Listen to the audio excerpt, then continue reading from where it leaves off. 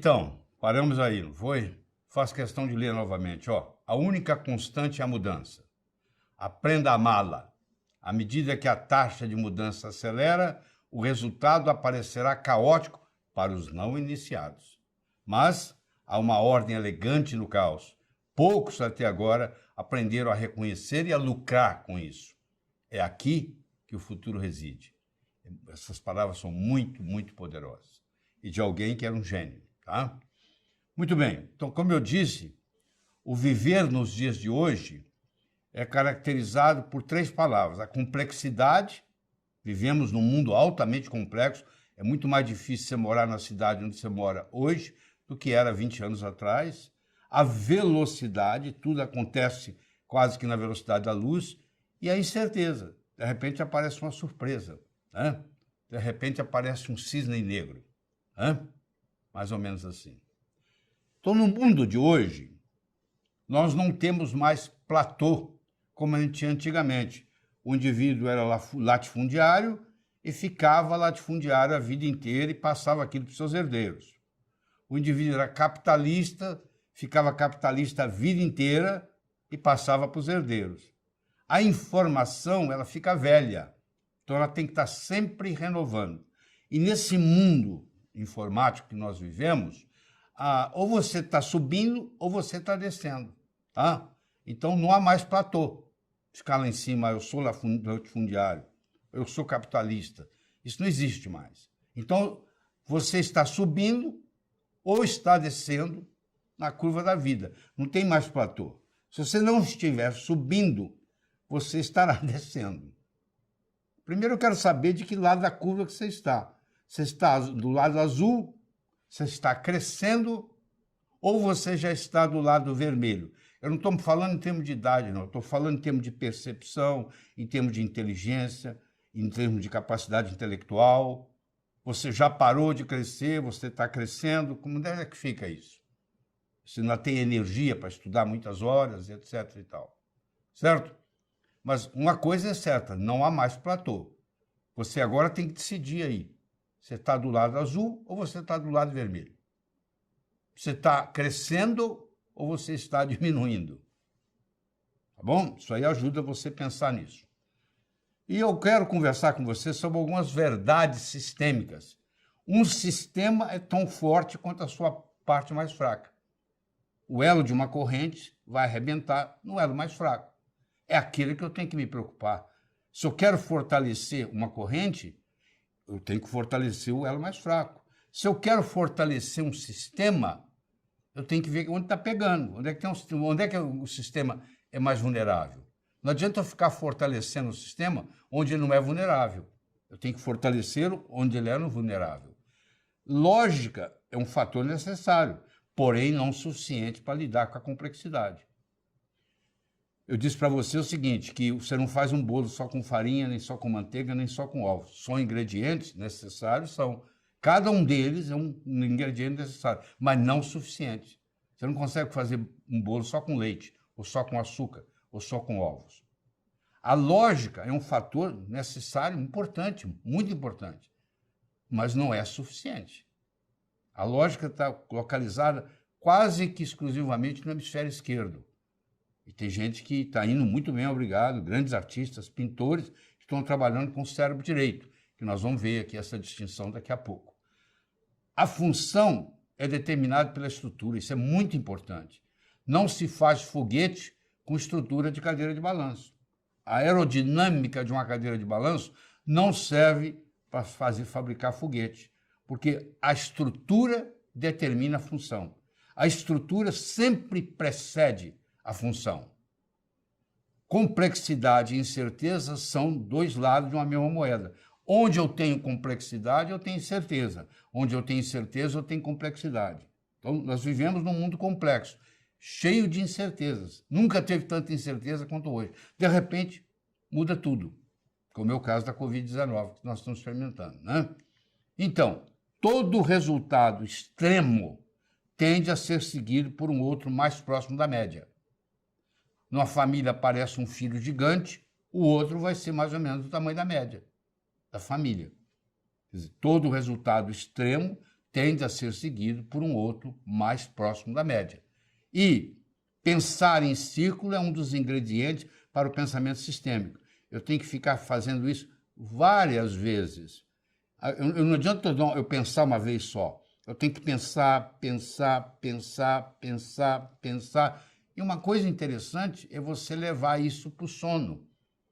Está documentado na neurociência que tudo aquilo que nós vivenciamos nos últimos 20 minutos antes de dormir rumina no nosso cérebro a noite inteira.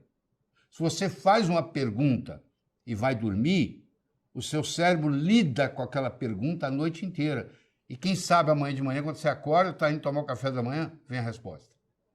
Então, você tem que aprender, já que você vai passar 1/3 da sua vida dormindo, se você tem 60 anos, você passou 20 anos dormindo, por aí, até mais, porque quando você era criança você dormia mais ainda, mas vamos pôr 1/3.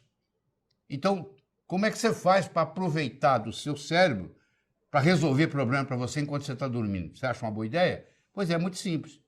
A hora que você coloca a cabeça no travesseiro, você tem que pensar assim, ó, o que eu quero resolver essa noite? Qual a pergunta que eu vou fazer para o meu cérebro, cuja resposta vai me ajudar a alavancar na vida? E aí você formula a pergunta e vai dormir.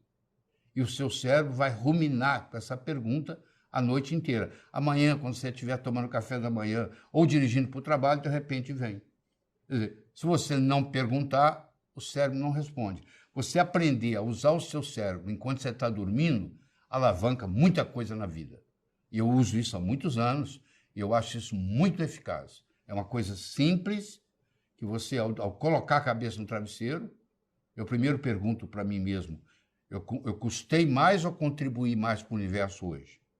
Eu estou contribuindo ou custando mais? Se você responde que você está contribuindo mais do que você está custando, o seu crédito lá em cima está aumentando. Se você está custando mais para o universo do que você está contribuindo, o seu débito lá em cima está aumentando. Então, um jeito de você falar, bom, coloquei a cabeça no travesseiro, como é que foi a minha vida hoje? Um retrospecto rápido. Eu contribuí mais ou custei mais para o universo? Isso é uma pergunta interessante. A outra pergunta interessante é você ver o que você quer resolver. Entendeu? Uma vez foi perguntado por Carnegie, o cara que construiu o Carnegie Hall, em homenagem a ele, que deixou o dinheiro, se ele conseguia ensinar para alguém a ser bem-sucedido na vida. Ele disse, ensino sim. Gasto 3 minutos para ensinar. Você, ao deitar, você faz uma lista das 6 coisas mais importantes que você tem que fazer no dia seguinte. Coloque essas 6 coisas em ordem de prioridade. Primeira, segunda, terceira, quarta, quinta e a sexta. E quando você acordar no dia seguinte, você começa a trabalhar na mais importante. Quando acabar, a segunda mais importante. Quando acabar, a terceira, assim por diante. Você vai estar sempre trabalhando no mais importante que você precisa fazer. Essa simples recomendação muda a sua vida. Você deitar à noite, pôr a cabeça no travesseiro e pensar as 6 coisas importantes que você quer fazer amanhã. Colocá-las em prioridade, primeira, segunda, terceira, quarta, quinta e sexta, começar pela mais importante. Acabou aquela, agora a mais importante é a segunda. Agora acabou aquela, mais importante é a terceira. E você vai estar sempre trabalhando no mais importante. Aí o seu dia vai render muito. São coisas simples e fazem a diferença. Tá. O problema aqui consiste em você pegar esses dois segmentos de uma figura geométrica, encaixar um no outro e fazer uma figura geométrica completa. Você fala, isso não é mistério, pô. Eu pego uma, pego outra, faço isso, fiz um retângulo, certo? É isso mesmo, mas a complexidade está chegando. A vida está sempre nos surpreendendo. Olha o que a vida trouxe agora. A vida trouxe isso aí, ó. E você tem que se juntar com os anteriores e continuar fazendo uma figura geométrica completa. Você fala, isso aí é fácil. Eu faço isso aqui, ó. Continua sendo um retângulo aí, ó. Muito bem. Mas a vida tem o direito de se surpreender. Todo mundo. Coisas boas ou coisas ruins. Aí, de repente, surge isso aqui, ó. Que você tem que encaixar nessa figura anterior e formar uma figura geométrica completa. Aí você começa a analisar e você vê que para você fazer isso, encaixar isso lá, você tem que destruir para construir. É uma destruição construtiva, que nós chamamos. Destruição construtiva. Porque como é que eu vou encaixar essas duas peças nesse aqui e continuar? É muito simples. Eu tenho que destruir para reconstruir. Olha lá. Eu mudei agora encaixa, olha lá. Eu fiz uma destruição construtiva. Isso é muito importante, porque na nossa vida, às vezes, nós vamos ter que destruir para construir. Aliás, Pablo Picasso dizia, não existe construção sem destruição. Você vai construir uma casa, você começa fazendo um buraco, com alicerce. Você vai derrubar árvores. Ah, você não vai. Você vai delegar, alguém vai te derrubar e vai te vender as tábuas. Mas as tábuas que você comprou veio de uma árvore, que foi derrubada por causa de você, porque você teve demanda de vender para você. E você vai destruir, vai dinamitar pedreiras. Ah, você não? Bom, você delegou para alguém. Alguém foi lá, dinamitou e trouxe a brita. Olha que interessante. Você fez um buraco no solo, você destruiu a árvore, você destruiu pedreira e ainda nem começou a construção da casa. Toda a construção requer uma destruição.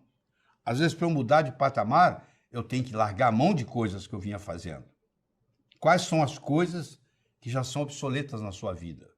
Quais são os modelos que você está usando que estão obsoletos e não lhe trazem resultado mais? Quais são as crenças que você vem usando desde criança que você não fez uma atualização? Quando eu tinha 7 anos de idade, a minha mãe dizia assim, ó, não atravesse a rua sozinho. Muito bem, com 7 anos, aquilo valia. Já não vale mais. Se eu continuar com aquilo, é um problema. Aquilo ficou obsoleto, porque crescer, evoluir, significa se livrar de crenças obsoletas. Isso que a gente tem que estar fazendo.